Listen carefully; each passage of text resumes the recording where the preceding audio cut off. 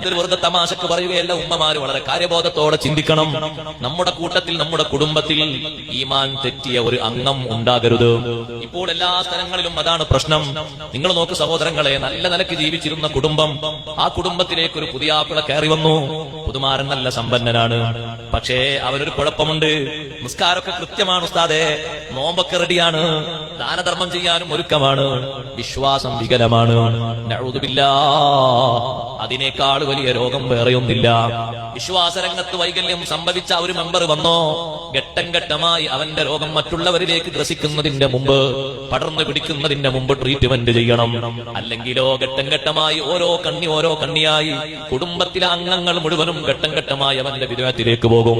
വിദേഹത്തിലേക്ക് പോയി പിന്നെ അത് കട്ടിയായി നിഫാഖായി മാറും. വിദേഹത്ത് കട്ടിയായി നിഫാഖായി മാറിയാൽ കുറച്ചുകൂടി കഴിഞ്ഞാൽ അത് കുഫറായി പോകും.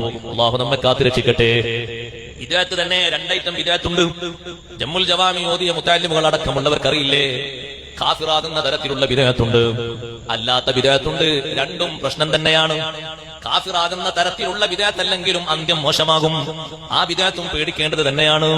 സഹോദരങ്ങളെ, വിദേഹത്തിന്റെ ചുവയുള്ള ഒരു മനുഷ്യൻ ഒരു കുടുംബത്തിലേക്ക് കയറിക്കൂടി ഘട്ടം ഘട്ടമായി ആ കുടുംബത്തിലെ മൗലിദ് നിർത്തി, സ്വലാത്ത് നിർത്തി, ബദർ ബൈത്ത് നിർത്തി, അസ്മാഉൽ ബദർ നിർത്തി, തബാറക ഓതുന്നത് നിർത്തി, ഇദാ വഖഅത്ത് ഓതുന്നത് നിർത്തി, ഹദ്ദാദ് ചൊല്ലുന്നത് നിർത്തി. പരിഷ്കാരങ്ങൾ മാത്രം ആ കുടുംബത്തിന്റെ ഓരോ കണ്ണികളിലും അയാൾ താല്പര്യപ്പെടുത്തി. പരിഷ്കാരങ്ങളിൽ ആ കുടുംബത്തെ അയാൾ മുഴുവനും കൊണ്ടുപോയി ഇരുത്തി. ആ കുടുംബത്തിൽ ഒരുപാട് കാലം ഹദ്ദാദ് ചൊല്ലിയിരുന്ന ഉമ്മ ഈ ഒരു പുതിയ മെമ്പർ വന്നതോടെ അവന്റെ ജൽപ്പനങ്ങൾക്ക് കീഴിൽ പെട്ടുപോയിട്ട് ഹദ്ദാദ് റാത്തീബ് ഒഴിവാക്കി. സുബ്ഹാന മൻ ജല്ല ജലാലുഹു. എത്ര പരിശുദ്ധമായ ദിക്റുകളാണ് ഹദ്ദാദ് റാത്തീബിലുള്ളത്. ഹദ്ദാദ് റാത്തീബിലുള്ള ദിക്റുകളൊക്കെ ഹദീസ് കൊണ്ട് സ്ഥിരപ്പെട്ടതല്ലേ. വലിയ വലിയ പരിശുദ്ധമാർന്ന ദിക്റുകളല്ലേ അതിലുള്ളത്. സുബ്ഹാനല്ലാഹ്. എന്താണ് അയാളത് ഒഴിവാക്കാൻ പറയാൻ കാരണം? കുറെ കാലമായില്ലേ നിങ്ങളിത് ചൊല്ലുന്നത്, എന്നിട്ട് എന്താ നിങ്ങൾക്ക് നേട്ടം കിട്ടിയത്? ചോദിക്കുന്നു, ഉമ്മ നിങ്ങളെ അസുഖത്തിന് വല്ല മാറ്റമുണ്ടോ? നിങ്ങളെ അസുഖത്തിന് വല്ല കുറവുണ്ടോ?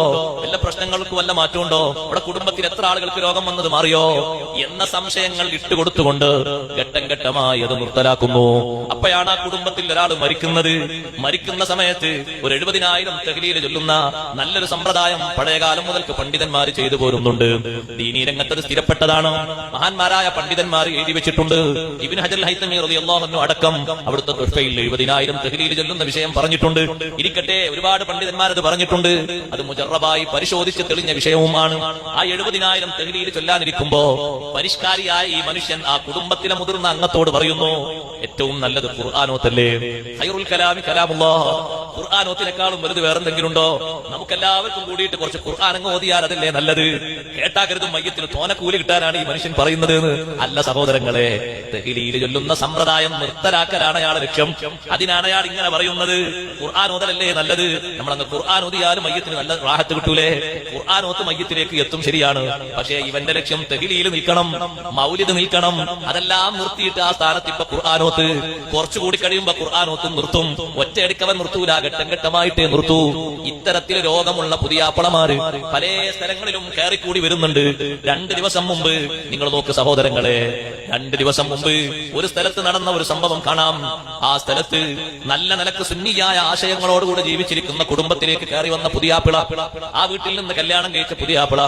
ആ പുതിയാപ്പിളക്ക് ആ വീട്ടിൽ കാര്യമായി പറ്റാത്തൊരു വിഷയം ഒന്നേ ഉള്ളൂ. എന്താണ് പറ്റാത്തത്? ആ വീട്ടുകാരെ ഹദ്ദാദ് ചൊല്ലുന്നത് അയാൾക്ക് സഹിക്കൂല. ഹദ്ദാദിന് അയാൾ ഭയങ്കര എതിരാണ്.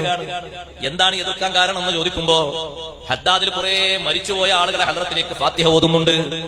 അതൊക്കെ വെറുതെ ഒരു പണി ചെയ്യാൻ അതുകൊണ്ടൊരു കാര്യമില്ല. എത്ര കാലമായി ജനങ്ങൾ ചെയ്യുന്ന വിഷയമല്ലേ എന്ന് ചോദിക്കുമ്പോ, ആളുകൾ അങ്ങനെ പലതും നാട്ടിൽ ഉണ്ടാക്കിയിട്ടുണ്ട്. ഇയാൾ ചോദിക്കുന്നു, ഹദ്ദാദ് നബി ഞങ്ങളുടെ കാലത്തുണ്ടോ? ഇയാളെ ചോദ്യമാണ്. സ്വഹാബിമാർ ചൊല്ലിയിട്ടുണ്ടോ? താബിയുകൾ ചൊല്ലിയിട്ടുണ്ടോ? ഈ സംശയങ്ങളൊക്കെ ഉന്നയിച്ച് ആ വീട്ടുകാരിൽ നിന്ന് ഹദ്ദാദ് നിർത്തലാക്കാൻ പദ്ധതിയിടുന്നു. പക്ഷേ ഈമാനുള്ള ഒരു വല്യുമ്മ, ആ വീട്ടിലുള്ള വല്യുമ്മ പറഞ്ഞു, ഹദ്ദാദ് റാത്തീബിനെ നീ എതിർത്തുകൊണ്ട് ഈ വീട്ടിൽ താമസിക്കണ്ട. ഹദ്ദാദ് റാത്തീബിനെ എതിർത്തിട്ട് നീ ഈ കുടുംബത്തിൽ ഒരു അംഗമായി കൂടണ്ട. നിനക്ക് ഇവിടെ നിന്ന് ഒരു കല്യാണം കഴിച്ചു തന്നു എന്നുള്ളതായിരിക്കും ഒരു പക്ഷേ ഞങ്ങൾ ചെയ്ത തെറ്റ്. എന്റെ കുട്ടി ഹദ്ദാദ് ചൊല്ലുമ്പോ ആ കുട്ടിയോടുകൂടെ നിനക്ക് ജീവിതം മുന്നോട്ട് പോകാൻ കഴിയുന്നില്ലെങ്കിൽ, നിനക്ക് 2 3 മക്കൾ ജനിച്ചിട്ടുണ്ട്, ശരിയാണ്, അത് ഞങ്ങൾ നോക്കിക്കൊള്ളാം. ആ പെൺകുട്ടിയെ ഇവിടെ ആക്കിയിട്ട് നിന്റെ വഴിക്ക് നീ പോകണം. ഇവിടെയുള്ള ഒറ്റാളെയും ഹദ്ദാദ് നീ നിർത്തലാക്കരുത്. അത് ആഖിറത്തിലേക്ക് വേണ്ടി ഞങ്ങൾ ചൊല്ലുന്ന ദിക്റുകളാണ്. ഹദ്ദാദിലുള്ള ദിക്റുകളൊക്കെ ഹദീസ് കൊണ്ട് സ്ഥിരപ്പെട്ട ദിക്റുകളാണ്. വളരെ ശ്രേഷ്ഠതയുള്ള ദിക്റുകൾ അതിൽ ചൊല്ലുന്നുണ്ട്. ഫാത്തിഹ ഓതുന്നത് മഹാന്മാരുടെ ഹദ്റത്തിലേക്ക്. ഫാത്തിഹ ഓതുന്നത് ഒരിക്കലും തെറ്റല്ല. മഹാന്മാര് ഫാത്തിഹ ഓതാൻ പഠിപ്പിച്ചിട്ടുണ്ട്. പഠിപ്പിച്ചിട്ടുണ്ട്. അത് ഖബറിന്റെ സമീപം ഓതാറുണ്ട്, അല്ലാതെയും ഓതാറുണ്ട്. ഓതിയിട്ടവരെ ഹദ്റത്തിലേക്ക് എത്താൻ വേണ്ടി ദുആ ചെയ്യാറുമുണ്ട്. ഇരിക്കട്ടെ സഹോദരങ്ങളെ, ആ വല്യമ്മയുടെ ഇടപെടൽ കാരണം ആ ചെറുപ്പക്കാരൻ സംഗതി നടക്കാതെ തോറ്റുപോയി. അതേ സമയത്ത് എന്റെ ഉമ്മമാരോട് ഞാൻ പറയട്ടെ, ബിദ്അത്തിന്റെ കറ അപ്പുറത്തുണ്ടോ? കോടീശ്വരനാണെങ്കിലും നിങ്ങളെ മകൾക്ക് അയാളെ തെരഞ്ഞെടുത്തുകൂടാ. ഒന്നാമതായിട്ട് സുന്നിയത്തായ മകൾക്ക്, സുന്നിയത്തായ പെണ്ണിന് ബിദ്അത്തുകാരൻ കുഫു വെക്കൂല. അപ്പൊ പറഞ്ഞെന്താ നിങ്ങൾ, നമ്മളെ നാട്ടിലെ ഭാഷ എന്താണ്? അത് ഓനെ നമ്മളെ കുടുംബത്തിലേക്ക് ഒരു പുതിയാപ്പിളാക്കി ചേർക്കല്ലേ, അത് നമുക്ക് അങ്ങോട്ട് ശരിയാക്കാം. എന്ത് ശരിയാക്കാം? ശരിയാക്കാനുള്ള മെഷീൻ്റെ അവിടെ എങ്ങനെ ശരിയാക്കാന്ന് പറയുന്നത്? എന്താണ് അയാൾക്ക് ഇവർ മൂളിക്കൊടുക്കാനുള്ള കാരണം? നല്ല മഞ്ഞണ്ട് അയാളെ കയ്യിൽ, ദുനിയാവ് മഞ്ഞ മഞ്ഞ പണം മോഹിച്ചിട്ട് വിദേഹത്തുകാരന് അംഗത്വം കൊടുക്കരുത്. എന്റെ ഉമ്മമാരോട് ഞാൻ പറയട്ടെ, കുടുംബം കുളം തോണ്ടിപ്പോകും. വിശ്വാസ രംഗത്ത് നിന്ന് ഘട്ടം ഘട്ടമായി ഓരോരുത്തരെയും പിടിച്ചിറക്കും. നിങ്ങൾ ഗൾഫിലേക്ക് മക്കളെ പറഞ്ഞേക്കുമ്പോൾ നന്നായി ശ്രദ്ധിക്കണം. എവിടെങ്കിലും പോയിട്ട് എന്തെങ്കിലുമൊക്കെ ജോലി എടുത്ത് വരട്ടെ എന്നൊരു ബാപ്പയും ഒരു ഉമ്മയും തീരുമാനിക്കരുത്. ആരെ കീഴിലാണ് ജോലി എടുക്കുന്നത് എന്ന് ശരിക്കും അന്വേഷിച്ച് ഉറപ്പിക്കണം. ഏതെങ്കിലും നമ്മളെ നാട്ടുകാരനായ മുതലാളിയായ ഒരു വിദേഹത്തുകാരന്റെ കീഴിലാണോ? 2 വർഷം കഴിഞ്ഞ് ചെറുപ്പക്കാരൻ വീട്ടിലെത്തിയാൽ മുറുമുറുപ്പ്. ലീവ് കിട്ടിയത് സഫർ മാസം ഒടുവിലാണ്. റബീഉൽ അവ്വലിന് വീട്ടിൽ മൗലൂദ് ഓതുമ്പോൾ ആദ്യം തുടങ്ങി. നീ തുടങ്ങി കുറെ കൈതരാകം. അവന്റെ ഭാഷയിലാണ് കൈതരാകം. മൗലിദിനെ പറ്റിയാണ് അവൻ ഈ പറയുന്നത്. എപ്പോഴാ അവന് മൗലിദ് ദഹിക്കാതെയായത്? അവന് വീട്ടിൽ നിന്ന് പടിയിറക്കുമ്പോൾ അതിന്റെ തലേ ദിവസം ഉസ്താദുമാർക്ക് കൂടി പത്രപേത്ത ചൊല്ലിയത്, ദുആ ചെയ്തിട്ട് റാഹത്തോടെ ഇറക്കിയത്. തിരിച്ചു വന്നപ്പോഴേക്ക് എന്താ കുഴപ്പമുണ്ടായത്?